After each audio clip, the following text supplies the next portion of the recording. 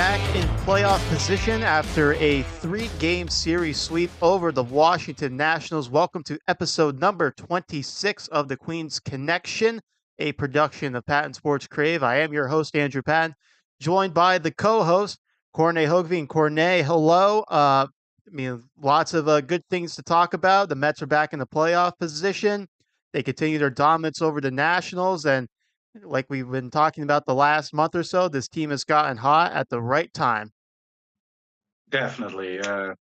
Yeah, back in a playoff position. I mean, who would have thought in mid-May, that that's going to be the case when it all plummeted?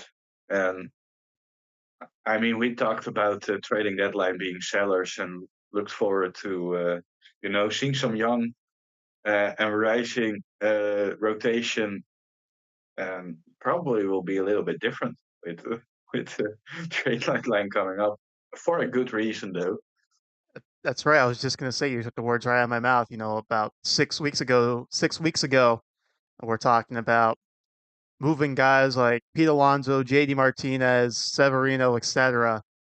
And now the Mets are probably not going to be moving anyone. They're going to be likely adding, perhaps. They have already made a move. We could probably talk about that as well, as they picked up Phil Maton from the Rays. So they're already starting to add to the bullpen, which is something we expected them to do if they were going to be buyers. And, we'll get to Phil Maton's Mets debut later. But, the spoiler alert, it was pretty damn good. So just like almost everything else that happened in this series against the Washington Nationals. So let's just pick it up on Tuesday night, a 7-5 win over the Washington Nationals. And those 5 runs for the Nationals came later in the game because Jose Quintana, who made the start for the Mets, once again shut down the Nationals lineup. He went 7 innings, 1 hit, no runs, 1 walk, 5 strikeouts. Did have a little bit of a jam. I believe it was the third inning or so, but he got out of it. And the Mets, led by the two All-Star snubs, Francisco Lindor and Brandon Nimmo, both combined for 3 RBI. They combined for 6 RBIs, 3 each. So they contributed to 6 of the 7 New York Met runs. Jeff McNeil also had a RBI in this game. So there's a lot of positives all around. But let's go back to where we started with Jose Quintana. It's funny because what was we could say it was 6 weeks ago as well. Talking about what is the future of Jose Quintana in this rotation. It was just not going well at all for him. Basically, since that start he made against the Cardinals in late April, it was just a miserable month of May for Jose Quintana. But really has turned his season around going back to that start against the Padres, I would say, back in mid June. Uh, Same time Francisco Alvarez came back, and we know that battery's been working very well. Quintana now has a 3.91 ERA. Who would have thought that? All those weeks ago. And like we said, he shut down the Nationals yet again. Um, what do you contribute to the big turnaround for Jose Quintana? Yeah, it all starts with control with him. Um, the home runs are down again. We saw when he struggled, which was uncommon for Quintana, that he allowed a lot of home runs, and we both know that Jose Quintana will allow some base runners. So him allowing home runs is definitely a concern, and he just he just controls his pitches better. Um, he's on the corners a lot more, spotting all of his pitches well, going up, down, both sides of the plates with all of his pitches. I thought his curveball was pretty good. His changeup has been better. I think everything has been in sync right now, and we had our concerns. I think those were legit, but right now I think we will probably may. I said it in the chat. You're not necessarily agreed with me, so you can respond in the way you're liking. But maybe we should have trusted the track record a little bit more for Jose Quintana, because he's been on fire. Over his last 5 starts, he has an 0.89 ERA, back-to-back scoreless, 7 scoreless innings against the same lineup. I thought the broadcast said that was the first time ever. that a Mets pitcher shut down an opposing lineup for at least 7 innings in back-to-back games. It's never easy to do that. So Quintana just shows that he's on point right now. No question about that. And my rebuttal or defense of my takes of Jose Quintana was, just factoring in, you know, the age, and I felt like the sample size is that it's weird because you make the argument of, well, look at Lindor and Nimmo. We gave them a little bit more of a leash than Jose Quintana. Maybe the sample sizes are different compared with hitters and pitchers. Pitchers are every fifth day. Hitters are, you know, 9 times out of 10 gonna be in that lineup every day. Um, and I think it was just there was some signs of Quintana, like you say, he's not getting some stuff over. He has to work the corners. Wasn't working the corners, and the home runs were very alarming as well. And for a guy who tops out maybe at 92 at best, that's obviously concerning. So I thought there were warning signs there with Jose Quintana. Obviously, he's cleaned those up in the past month or so, which is obviously good news for the Mets because it's helped them get back into this position they're currently in. So you always have to give credit when credit is due. Jose Quintana, I did not see this turnaround coming. So, tip of the cap to him, Jeremy Hefner, whoever was a part of this turnaround for Jose Quintana. Uh, Job well done. And now it makes the Mets rotation even better because we know Senga's going to be coming back. I'm sure you'll be talking about that in your fabulous minor league minute coming up later in the show. We know that uh, we've seen what David Peterson can give you, Christian Scott. We know Luis Severino when he's at his best is really, really good. Um, Sean Manaea, good outing last time out. So this rotation is becoming very, very good. And we know it's going to likely go to a 6 man. So maybe the extra rest will also help guys like Jose Quintana, who are more on the that older side, even though they maybe want to take the ball every fifth day. A little extra rest probably doesn't hurt for guys like that. So tip of the cap to Jose Quintana and the Mets pitching staff and turning things around. And just a side note here, you talk about the broadcast booth. Tuesday night, Daniel Murphy in the broadcast booth. Put him in there every night. I love what Murphy had to say. He's just a smart hitter. We knew that in his playing days, and it's carried over to the broadcast booth. I know he did the pre and post game the next night as well. So SNY, don't do the same thing the Mets did and let Daniel Murphy get away. You gotta keep him. Get him in there. So you got to rotate him in already Gotta right rotate now. him in, just like with Jerry Blevins. You gotta get him in there, keep him in the loop, and and you got some good smart analysis on your hands there. Yeah, I would definitely not be against that. Great guy too. Uh, I mean, in London, he actually posed for us with a bat when we shouted at him. So stand right in front of us, picked up a bat, and just posed for some picture. Great guy. My girlfriend's favorite player, so it always helps. And a great voice, by the way. He has a good voice to be an announcer, and that's not something that's a given for a baseball player because his talent is playing baseball. But he also has a good voice to listen to. So, um, besides that, I think he has a lot what it takes to be a good announcer. Obviously, a little bit younger, a little bit more in the nowadays of baseball, which I would prefer. And like you said, just a guy who breeds hitting. So definitely a good guy to have in the booth. But back to Quintana um, and the starting rotation. I think if you look at the starting five that's in place right now, you have to like the numbers they are put up overall in this season. So not just lately, but their overall numbers have been pretty darn good for a 5 man rotation. So um, now hopefully with some additions to the bullpen that will change too.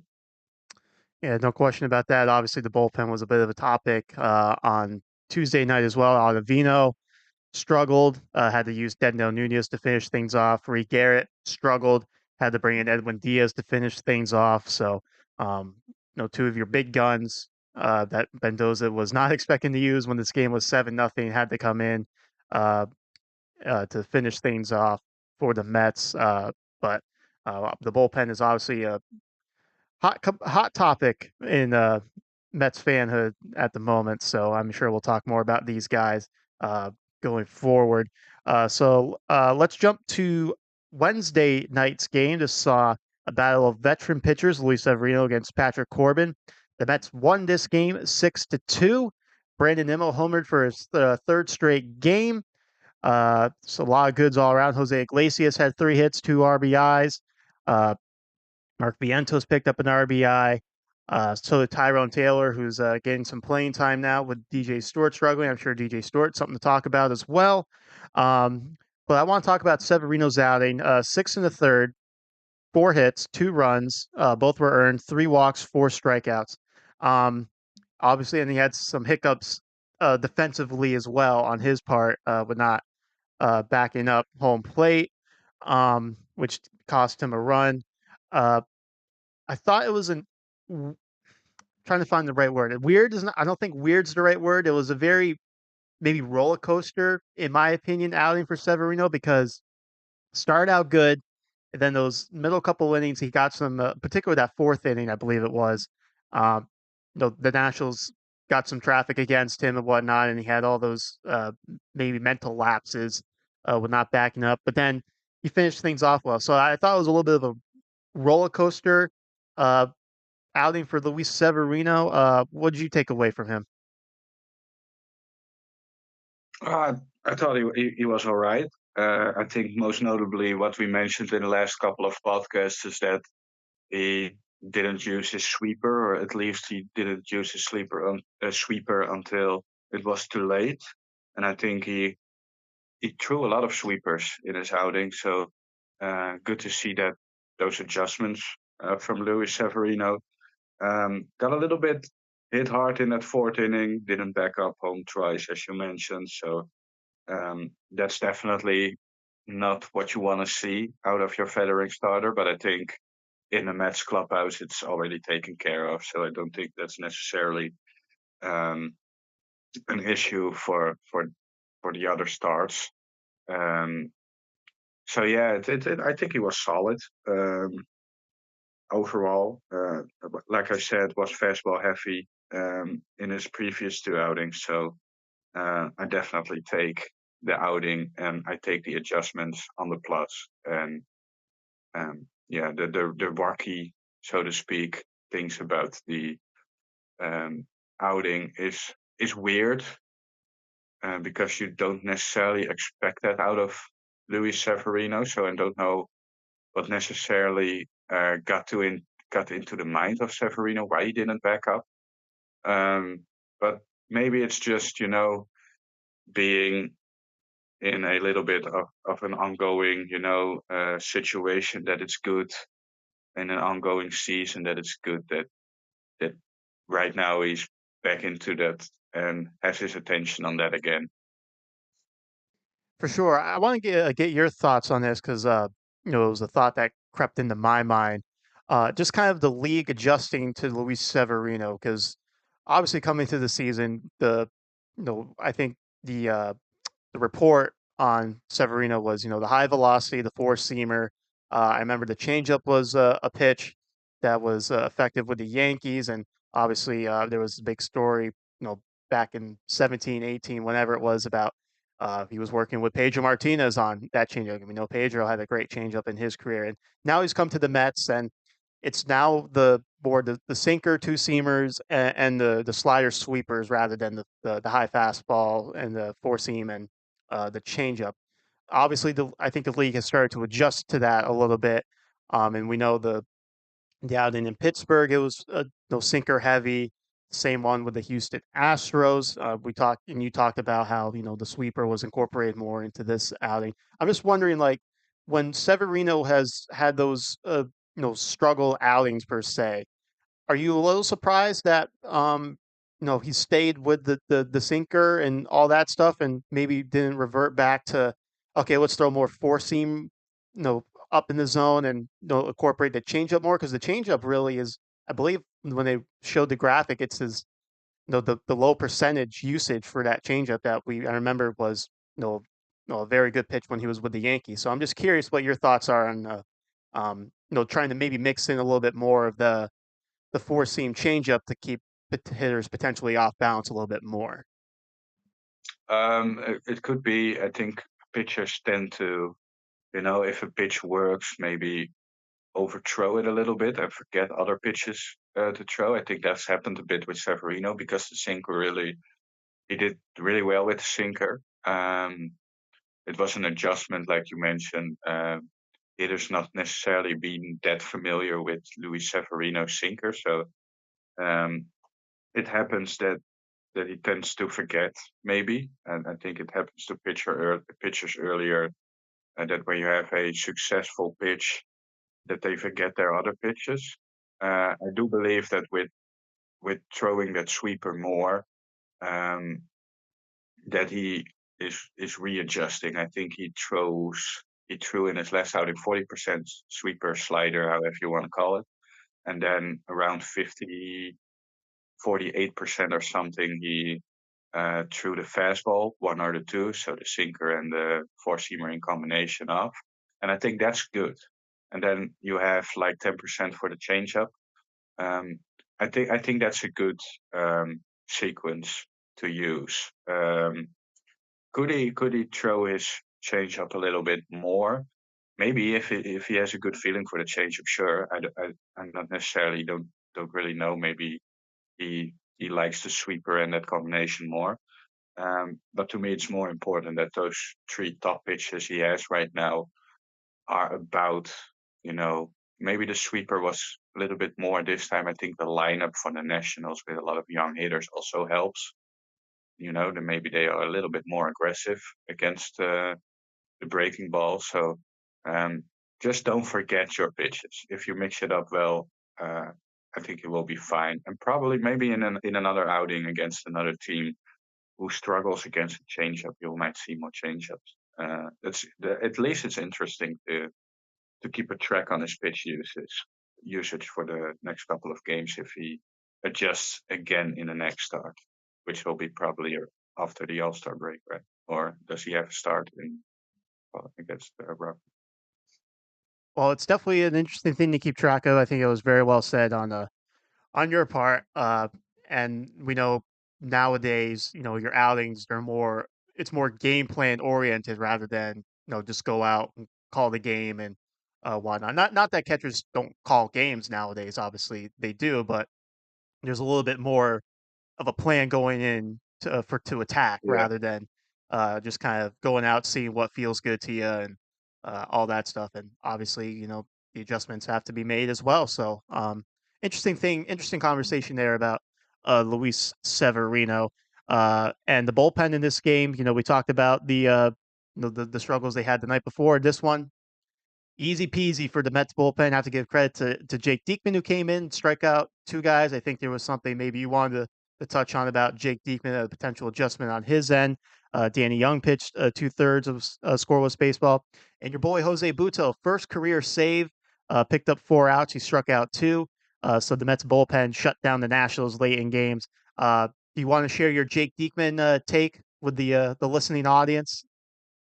sure. I think his setup changed.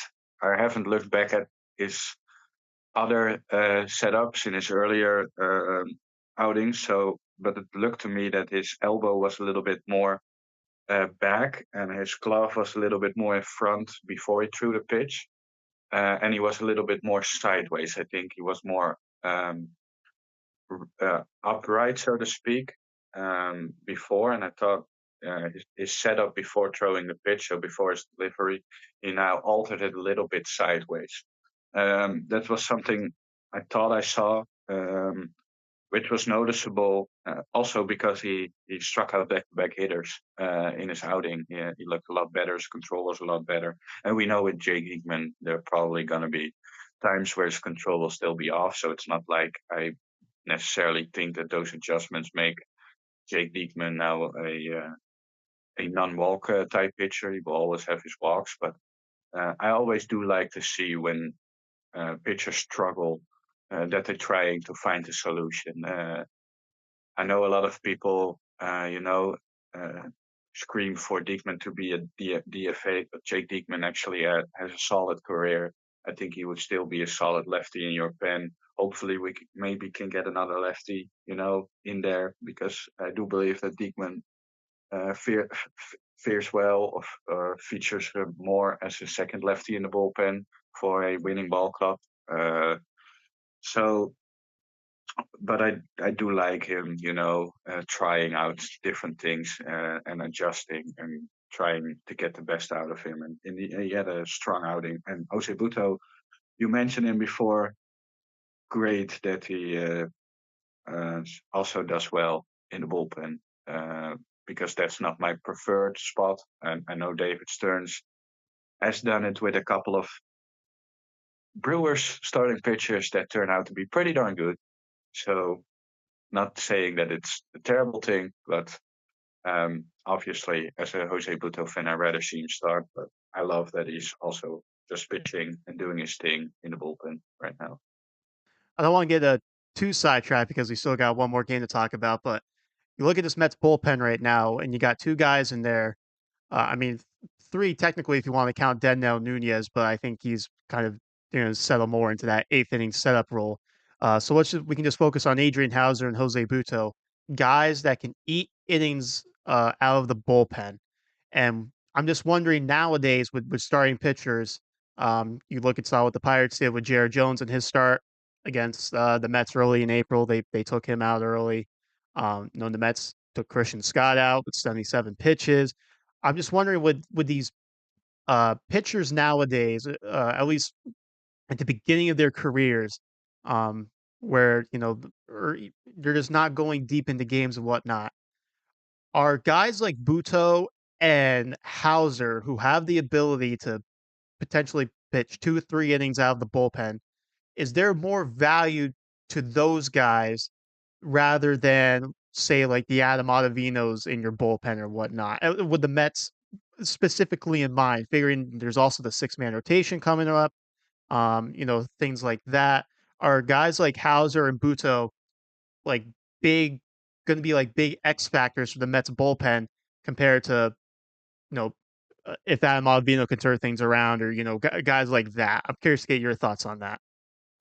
I think it definitely helps, and especially if you now, like you mentioned, going to the six-man rotation, you will lose an arm in your bullpen. So then the multiple inning arms are even more useful.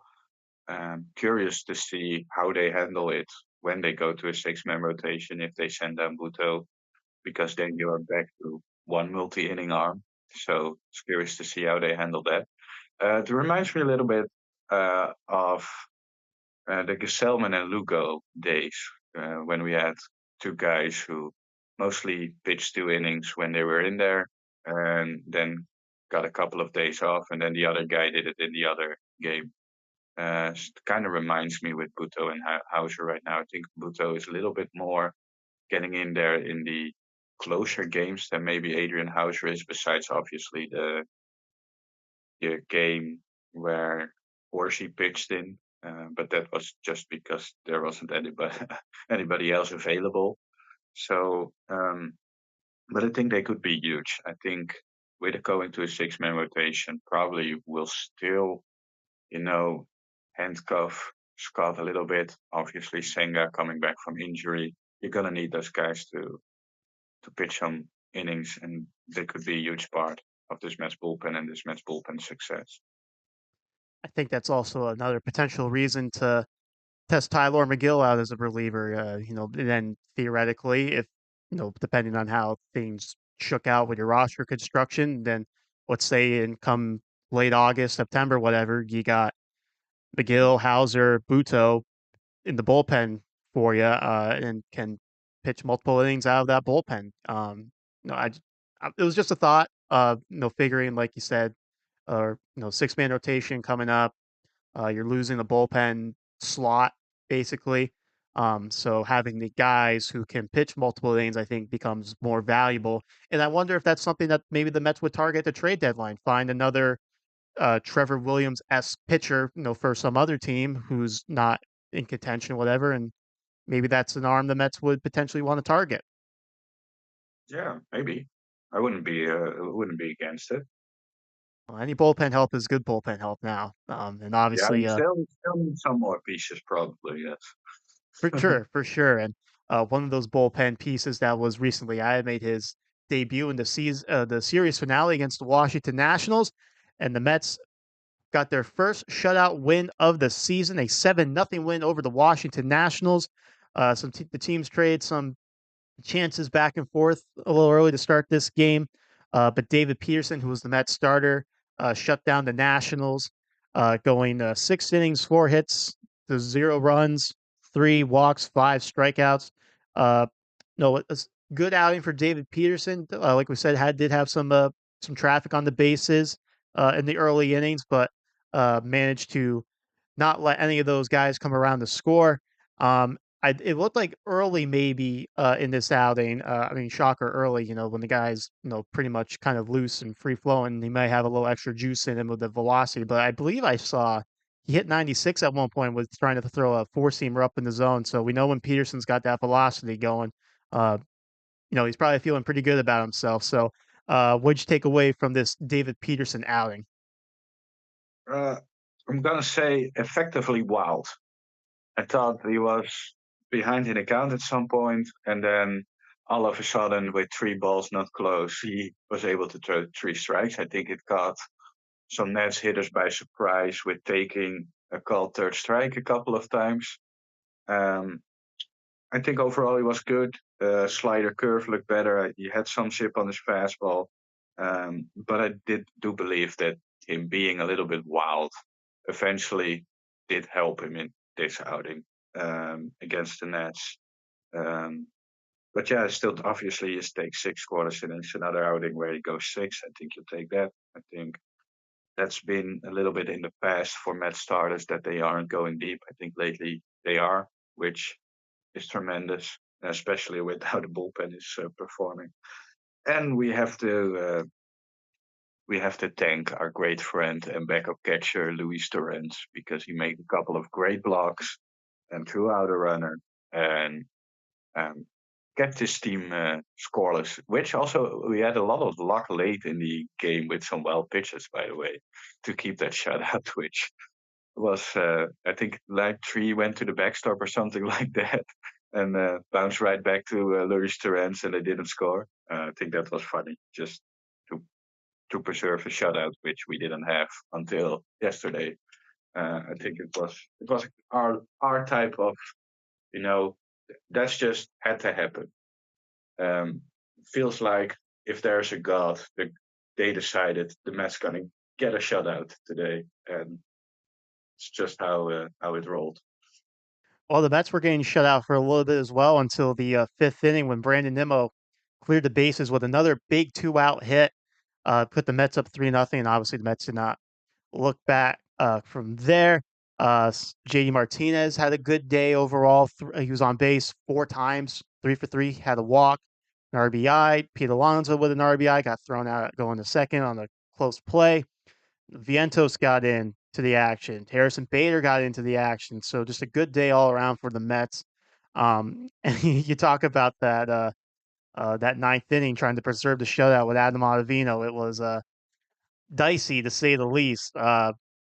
Definitely was trying to give it away at some points. It looked like, but you know what? He got 3 strikeouts in that inning to seal the deal. Have to give credit to Danny Young, who pitched 2/3 of an inning. Daniel Nunez pitched a third. But the big props goes to the new member of the Mets bullpen, Phil Maton. Pitched an inning right after David Peterson pitched 6 scoreless. He recorded 2 strikeouts, and I think they did a good job on the broadcast, kind of describing who Phil Maton is. He's not going to throw hard, uh, but the ball moves when he throws. It's a lot of cutters and the sleeper slider. He had two. I think both the strikeouts came on the curveball. So Phil Maton, I mean, any if you do that in your first outing as a New York Met reliever, I think the fans are going to fall in love with you, and especially with the way the bullpen's been going of late. So, Phil Maton with a solid debut as a New York Met. Wonder if somebody mentioned this offseason that Phil Maton's gonna be a good pickup because that guy's probably pretty smart. Yeah, I want him in my home. Or he's incredibly lucky. I would go with the first one. No, all kidding aside, I like Maton from I wanted him in the off season and get soft contact. Obviously, didn't have a tremendous season in Tampa Bay, but was very good in his last 12 outings before the Mets got him. I think this is probably the type of relievers Stearns is going to look to add. You know, maybe players who have a little bit of an underwhelming season, but has been good late or made some adjustments, and maybe you can get him on the cheap. The Mets definitely did that with Phil Maton, and he looked very comfortable doing his thing. Like you mentioned, everything moves with him. He had two nasty curveballs to strike out two hitters. Those pitches dropped pretty decent amount, if you ask me. Um, so it's great to see. I think he's going to be a big part of our bullpen, um, and just stabilize it a little bit without Reed Garrett, who obviously has struggled. So he will probably stabilize it a little bit more than Reed Garrett did at the end of before he got hurt lately. Yeah, Reed Garrett went on the IL with a right elbow inflammation, I believe was the diagnosis. So nothing structural, just some inflammation and whatnot. And he'll be out for a little bit. But you got Phil Maton, who hopefully can string a couple more outings like that. And figure your back end of the bullpen now is Maton, Nunez, Diaz. Uh, that could be pretty good if they keep pitching the way they have been so far. Absolutely. Then, yeah, those I'm not worried about those three. I'm a little bit more worried about when we have to use the other guys who are besides Buto, have to use the other guys who haven't been necessarily great. Although hopefully Diekman made some good adjustments to because Danny Young. I mean, he's also been iffy lately. It's not been the same Danny Young as early on. So probably gonna see him being up maybe once more. Maybe you have a chance to lose him eventually with the options rule, by the way. So um, yeah, it's still a work in progress, I would say, but at least there is a arm that can help us uh, be a little bit more of a better bullpen with Phil Maton added there. Great move by Stearns, by the way. No question about that. So the Mets sweep the Nationals. They are 2 games over 500 at 47 and 45. And you take a look at the wild card standings on the morning of July 12th. The Mets are in a playoff position. They are technically tied with the Padres, but the Mets are 1 percentage point ahead of the Padres. The Mets are at 511. The Padres are at 510. So the Mets currently hold that third wild card spot. And we swept the Padres, so there's a good chance we have the tiebreaker. I think that's gonna maybe it turns out to be huge, but good to mention it. I would say That is true, and I believe when the Mets go to San Diego in a month or so, that's a 4 game series. So if the Mets just win one in San Diego, obviously you want them to win more.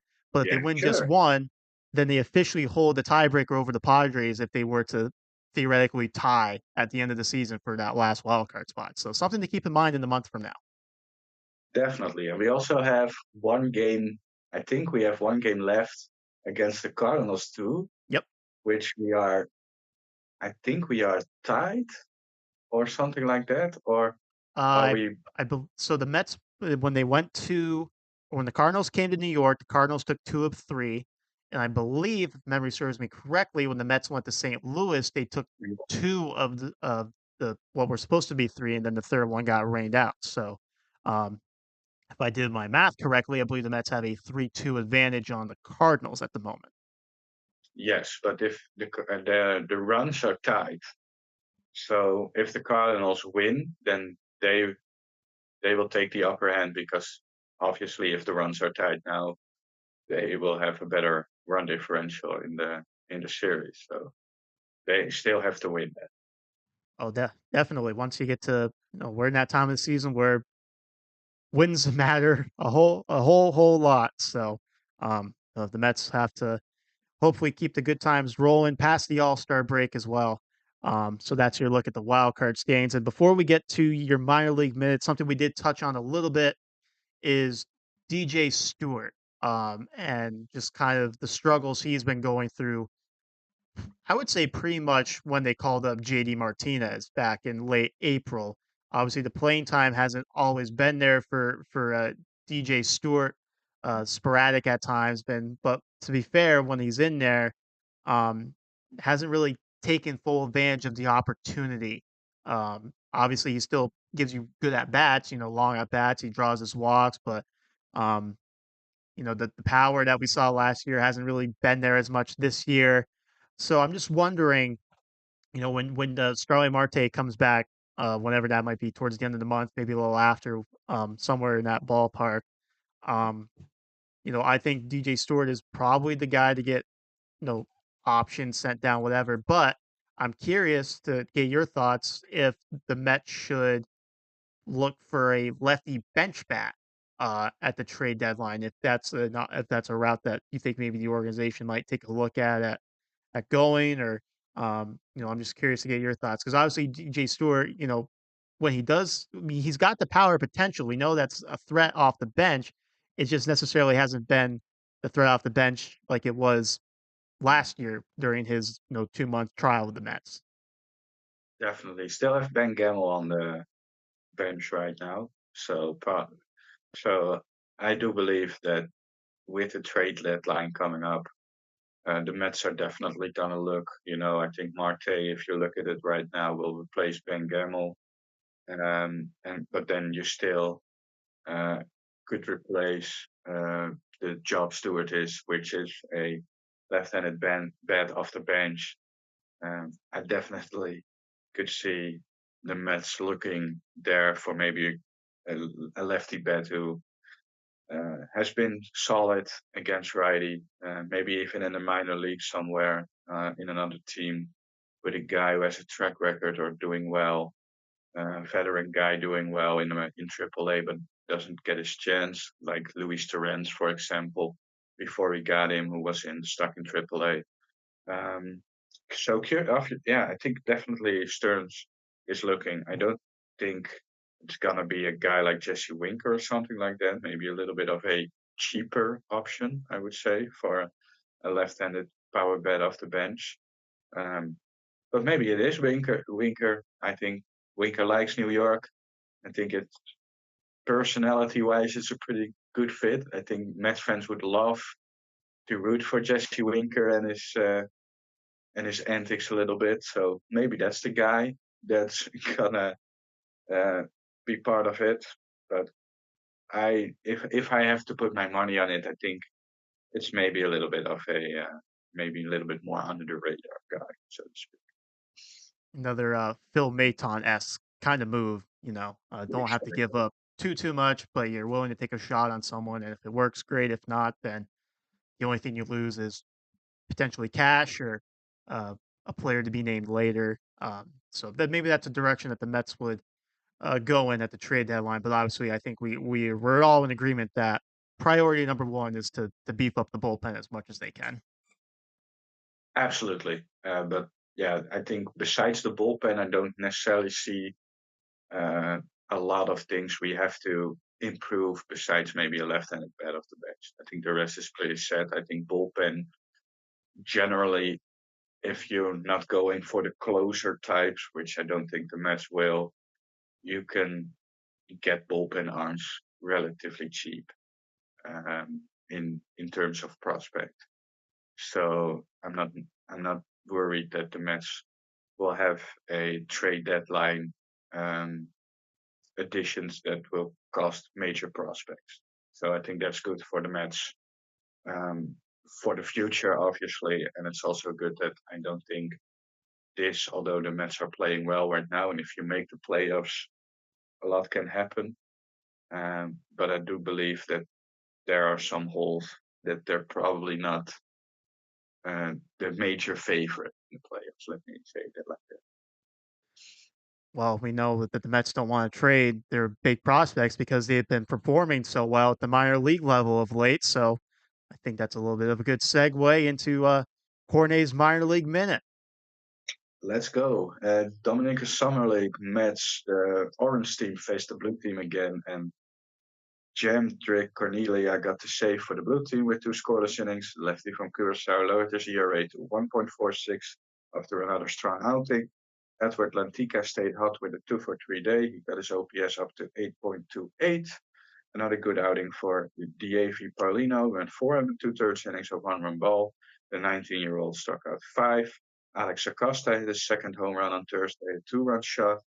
70-year-old Kaiver Garcia went 3 for 3, but did leave for pinch runner on Thursday, so we'll see if he's in there for the next Dominican Summer League game. Solid year for the defensive vision at short. And Rainer Reyes went 2 for 2 on Thursday, excuse me. OPS still high at 986. Florida Complex League. First of all, good to see that Drew Gilbert is back. He played his first rehab game for the Florida Complex League yesterday. Lucas Gordillo, 22-year-old righty from Venezuela, struck out 8 over 3 in the third innings of 2-run ball. An impressive outing besides allowing 2 runs on a home run. Jeremy Rodriguez and Simon Wan with 2 hit days on Thursday. Those 2 guys are the bright spot for the Florida Complex League Mets offense, I would say. St. Lucie Mets, Franklin Gomez was outstanding over 7 innings of run ball. He allowed just 4 hits, 3 walks, while striking out 6. Season ticket holder Scott Closey said that it was his best outing of the year.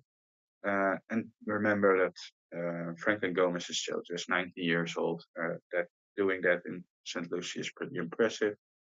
Tall righty Alan Perdomo pitched 2 scoreless behind Gomez, but most notable had an extreme K strut after his lone strikeout. If you have X, look up Alan Perdomo and look at that K strut. I think it was a little bit too much over the top. If I don't think you want to see those type of K struts in a major league. So, but just see for yourself. AJ Ewan and Colin Houck both collected 2 hits on Tuesday. Houck drove in 1 and Ewan drove in 2. Houck also drove in 2 on Thursday. Starlo Mercado hit his 7th home run in 49 games.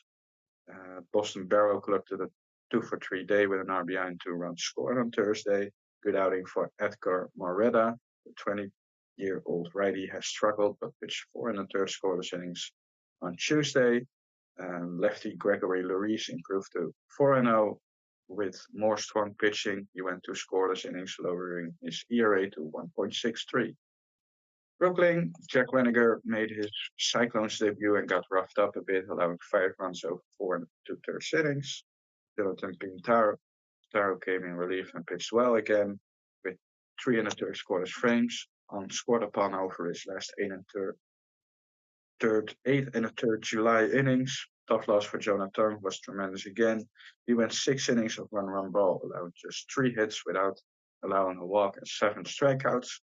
Cyclones ERA is down to 2.85. Season ERA is 2.12 with 106 strikeouts in 72 1/3 innings. I smile a little bit because it's crazy numbers. 1.01 whip. Doesn't allow home runs. Walk rate is down. Just an awesome season for Jonathan between 2 levels, so it's great to see. Nick Morabito and Christopher Suero went 2 for 4 in a Cyclones win on Thursday. Morabito drove in 1 and Suero hitting a triple drove in 2. Excuse me. Oof. Strong outing for Kate Morris, who went 6 innings of 1 run ball, though it is ERA to 3.56. Did strike out just 2 as his K rate stays down a bit in Brooklyn. Binghamton congrats to Stanley Consuega with his first AA home run on Tuesday. JT Schwartz hit a huge 2-run home run in the top of the 11th on Tuesday. Give the Rome on ponies just enough offense for the win. Alex Ramirez walked 3 times in the win, which is also notable. Ramirez homered the next day in a 3-4-5 day, so he had a good couple of days. JC Schwartz was rewarded with a promotion to AAA, by the way, so good to see that he's moving up. Tyler Stewart was solid for 6 innings. He struck out 5 while walking just 1 and allowing 4 hits. The bullpen did the rest with a nail-biting 11th from Paul Chavez for the save. Ryan Clifford, he had 2 home runs, including a grand slam on Wednesday. He drove in 6. OPS is up to 930. What a move by the Mets to promote him out of Brooklyn besides mediocre numbers because he's been crazy good in Binghamton. Kevin Parada with a big day on Thursday, going 3 for 4 with a home run. Jeremiah Jackson also home in a 2 for 4 day. Much needed good days for both. And Jordan Gerber with a strong outing, going 5 scoreless. He allowed his 2 hits and no walks while striking out 4. He lowered his season ERA to 3.16. Quietly having a strong season, but not seen as a big prospect. 24-year-old Ray. Syracuse Kodashenga had his second rehab outing with two scoreless innings. He allowed 2 hits, 2 walks while striking out 3. His velo was, as we know of him, and the ghost was still tremendous. Syracuse won one of the 2 games on Thursday, doubleheader sweep on a Luke Ritter walk-off hit. Ritter went 2 for 4 with 2 RBIs in the win. Pablo Reyes homing again, and Luis Angel Acuna had 2 hits. McGill allowed 4 runs over 5, striking out 6. In game 2 after doubleheader, Dominic Hamill was outstanding with 6 innings of one-run ball. Only blemish was a solo home run while striking out 5. Montes de Oca couldn't finish it, and Wilton Ramos had to come in to strike out his only batter for the save. Acuna had a hit, and Pablo Reyes tripled home a run in a 2-1 victory for Syracuse. There you got it. There you have it. Another minor league minute in the books. Lots of information there. Lots of information as usual. Lots of information, and I stumbled a little bit because of probably it was a lot of information. Well, something we can touch on quickly before we get into this Rockies Mets preview is the MLB Draft this Sunday. No, right. Um, Yeah. and I'm just curious. I'd like to get your philosophy on what do you prefer when it comes to pitchers, batters, because everyone's got like their, I like the college bats or I like the college arms because they're more polished, or I like the kind of the rawness of a high school arm or something like that.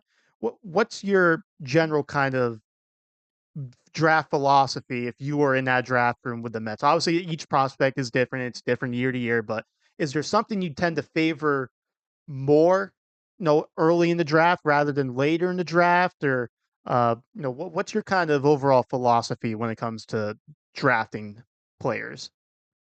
I think first of all, it's always best to just draft the player you think is best. I hear a lot of people, we don't need another catcher. We don't need another shortstop, etc., etc. If it's good players, you pick him no matter what you have in your organization. One, because you never know how it pans out, and two, if it's just the best player to take, it adds value, and maybe you can use that value in another way. We also see guys like Jet Williams being drafted as a shortstop and now playing center field. So it's not necessarily what you're drafted at. Um, is eventually gonna play your position. So that I think that's first, and I think people not always understand how that works. So first of all, draft player first. I do want to add that how you're drafting also could depend on how your organization is in the major leagues right now. I think you're more tend to pick high school players if you are closer to the promised land right now because it helps you sooner. High school bets are a little bit more further away. Um, so, for example, if I am the Colorado Rockies, I don't care if it's a high school or a college guy. I take the guy who I believe has the bigger upside. And maybe if you are the Mets, knowing that there are a lot of young talent coming up through the minors. Maybe you get a guy like a Brandon Sproat that maybe is a little bit quicker in your estimation to the majors.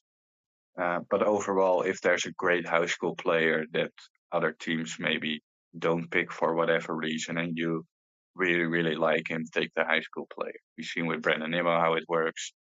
It's not that Brandon Sprout or we have Kevin Cicchini, for example, who was I think a college pick. Um, it doesn't always turn out to always get the best player. Yeah, I believe early in the draft, it's more about best player on the board rather than, well, this guy's high school or college or whatever. But I always think it's an interesting discussion to have because I feel like people tend to have a preference with one or the other. Yeah, it could be. Also, I also there's part of that, that signing slot money.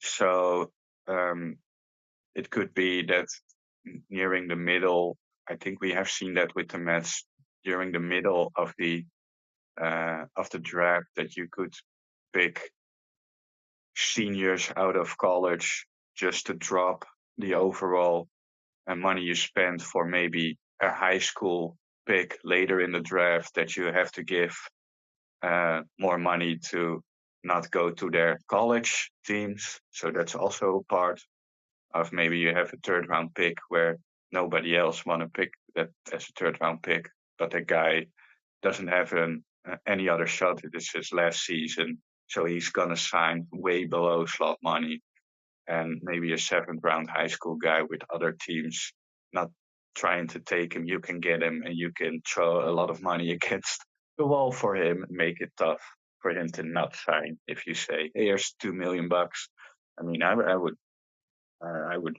have trouble to stay with my committed college if somebody throws $2 million at me. I was just gonna say, the way it happened a couple of years ago with Matt Allen. Unfortunately, Matt's Yeah, had a lot of the injuries since coming to the Mets, but that was something where he was a projected, first round talent, but he dropped to, I believe it was the third round because he was, the word was he was pretty committed to going to college, wherever that was. And the Mets were, they did that where, the first round pick took a little less. I don't remember what year that draft was. Can't remember, um, I but think I, already 2019. I yeah, think that, something like that. Crazy. yeah. But, you know, the, so if it was 19, it was Brett Beatty who was the first round pick. Um, Well, I'm not sure if it's the case with Brett Beatty. It's I, been so long. I don't know, but the overall point is, that's Yeah, what the Mets did is they got someone in the first round. They took less than the slot value that was valued there, and they were able to have a little extra pocket change to give Matt Allen to convince him not to go to college, to sign with the organization. So there are scenarios like that that could potentially play out as well. absolutely. It's a lot more than just um, pick because there's a lot more to do with the draft than maybe a lot of people are aware about. And including me, by the way, I'm not a draft expert. There are a lot of people out there who are draft experts. I'm not. So I just mostly look at the draft and see what we get when they are drafted. I don't necessarily do the mock draftings because most of the time uh, we haven't even heard the name connected to the Mets, and eventually they get picked. So I don't necessarily think that's, yeah, probably for like the first five picks it's a good thing, but not for where the Mets are. I think everybody last year could have expected that the Pittsburgh Pirates, the number one overall pick, would have gone with Paul Skeens. I think any number one pick would have probably gone with Paul Skeens. You don't need a mock draft to notice that. But I think for the Mets, it's just we don't know. The people who are trying those mock drafts don't necessarily know um, which teams are talking to which players. Yeah, no question about that. So that's a little bit of MLB draft talk here, as the draft, like we said, is this Sunday. So we'll definitely be checking that out for sure to see who is going to potentially be joining but join the New York Mets organization. But at the major league level, the Mets have three more games before the All Star break, and they are at home against the Colorado Rockies for a weekend three-game series. It starts tonight with Sean Manaea on the mound. He is going up against Tanner Gordon, who will be making his second ever major league start for the Colorado Rockies. And then it continues on Saturday. Friday night is a 7:10 game, as it usually is. Saturday, 4:10 against the Rockies. Christian Scott will be making another start for the Mets, trying to get that elusive first major league win. He will be going up against Ryan Feltner for the Colorado Rockies. Feltner, a college draft pick out of Ohio State. So obviously, I want the Mets to destroy him on the mound because I hate Ohio State so much. And then it wraps up on Sunday with Jose Quintana going on the mound for the Mets against Cal Quantrill for the Colorado Rockies. Remember Cal Quantrill, yeah, a very highly regarded guy for the Padres, and then was with Cleveland, and has now found his way to the Colorado Rockies. So those are your pitching matchups for the weekend, which means it's now time to predict who is going to have a great weekend before the All Star break. So I think we did pretty well at least I did with my David Peterson. Alonso had a You did better. Alonso was all right. I didn't think he was necessarily bad. I don't think it was a bad pick overall, but I'm gonna give you the credit for this week for your prediction. You did better. wasn't it funny because like we talk about with the Alonso, you're like my Alonso pick was fine, wasn't great, but it was fine. I guess you kind of say that's been Alonso's season so far. Fine, hasn't been great, but there he is going Exactly. to the All Star game and not Brandon Nimmo or Francisco Lindor. So, oh well, that's I that. honestly did expect, especially with Pete Alonso facing Corbin, that you would have had a better couple of days. On the other hand, I don't.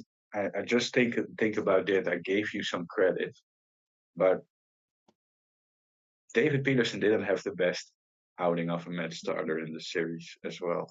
I No. just that was Jose Quintana. So your odds were a little were pretty darn good if you went with starters. I would say. I think so. Well, as we like to rotate week to week or series to series, I should say. You get to pick the pitcher this week. I got the hitter. I already got one in mind, but we are a pitching first podcast. So who's going to have a good weekend for the Mets on the mound? Mm, poo, poo, poo. Yeah, I'm going. Go. Yeah, I want to go with a little bit of a surprise. So, darn it, it's a lot more tough than I think.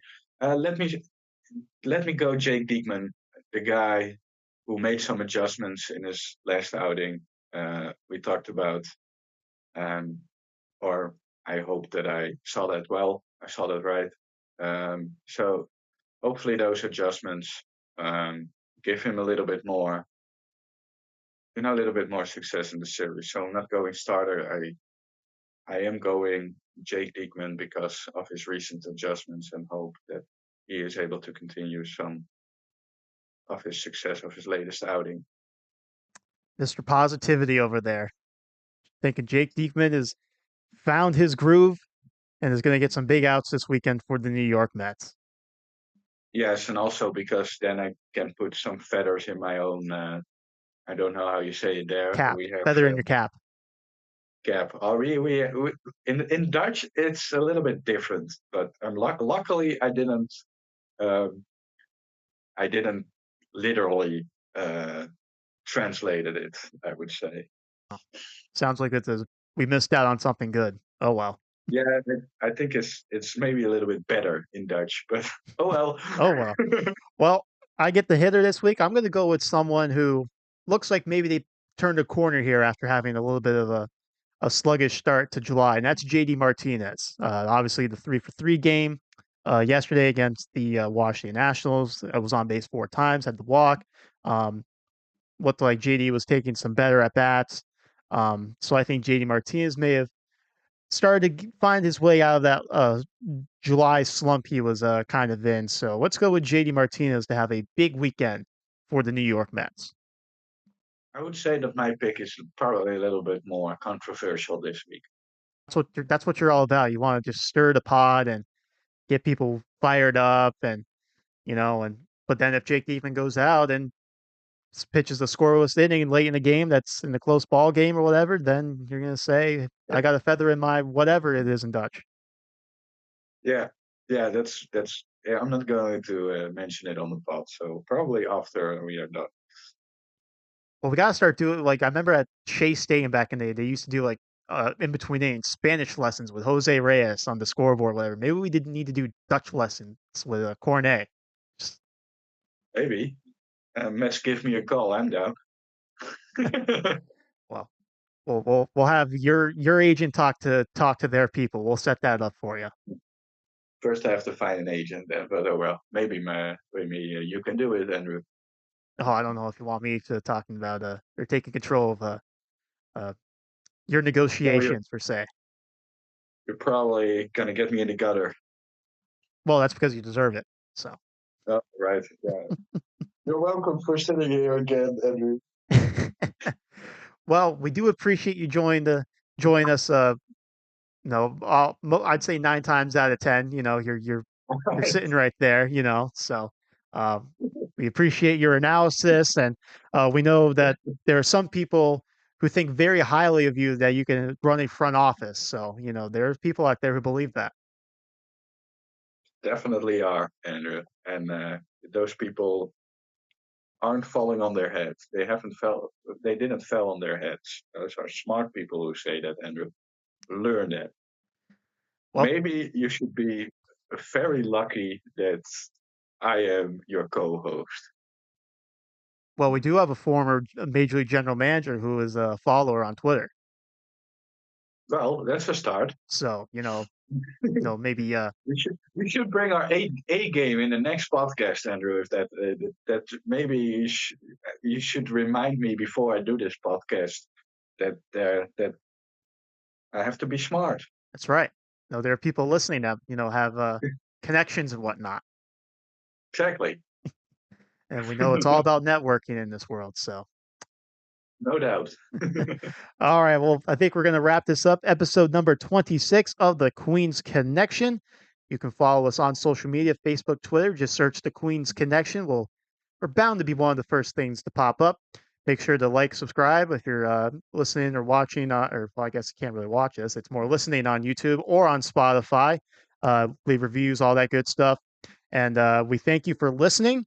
Um, Stay connected on the socials because we will let you know when we are going to do our next podcast with this All-Star break coming up. It's a little bit TBD at the moment, but we will let you know. So make sure to follow on those social medias. We'll let you know next time we talk to you. But in the meantime, enjoy this 3-game series with the Colorado Rockies.